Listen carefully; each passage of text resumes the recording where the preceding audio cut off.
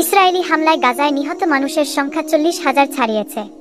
অর্থাৎ উপত্যকাটির মোট জনসংখ্যার প্রায় 1.7% মানুষ নিহত হয়েছেন। গাজার মোট জনসংখ্যা প্রায় 23 লাখ। আজ বৃহস্পতিবার গাজার স্বাস্থ্য মন্ত্রণালয় এসব তথ্য জানিয়েছে। আজ সকাল পর্যন্ত পাওয়া তথ্য অনুযায়ী গত 10 মাসে গাজায় নিহত মানুষের মোট সংখ্যা দাঁড়িয়েছে 40,005 জন। একই সময় আহত হয়েছেন আরও প্রায় 1 লাখ মানুষ। ইসরায়েলি হামলা শুরু হওয়ার পর থেকে গাজায় হতাহত হওয়ার পাশাপাশি প্রায় 60% ভবন ক্ষতিগ্রস্ত হয়েছে বা ধ্বংস হয়েছে।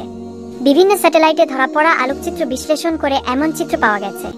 এদিকে গাজার স্বাস্থ্য মন্ত্রণালয়ের নিহত মানুষের পরিসংখ্যানে সাধারণ মানুষ ও যোদ্ধাদের সংখ্যা আলাদা করা হয়নি। তবে নিহত মানুষের একটা বড় অংশই শিশু, নারী ও বয়স্ক মানুষ বলে উল্লেখ করা হয়েছে মন্ত্রণালয়টির প্রতিবেদনে।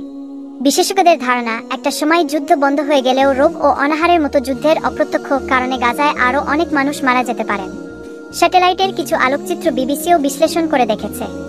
এতে দেখা গেছে রাফার কোনো কোনো অংশ সম্পূর্ণ ধ্বংসস্তূপে পরিণত হয়েছে। বিশেষ করে মিশরের সীমান্তবর্তী অংশ ও গাজার উত্তর ও দক্ষিণের কিছু বসতিতে এই ধরনের ধ্বংসের বেশি। গত 7 অক্টোবর হামাসের নেতৃত্বে ইসরায়েলে হামলা চালানো হয়। এতে প্রায় 1020 জন নিহত হন। আহত হন কয়েক হাজার মানুষ। বন্দি করে গাজায় আনা হয় প্রায় 250 জনকে। এই ঘটনার পরপরই গাজায় সর্বাত্মক হামলা শুরু করে ইসরায়েল। এখনও হামলা সমান্তালে অব্যাহত রয়েছে যুদ্ধবিরতির আলোচনা।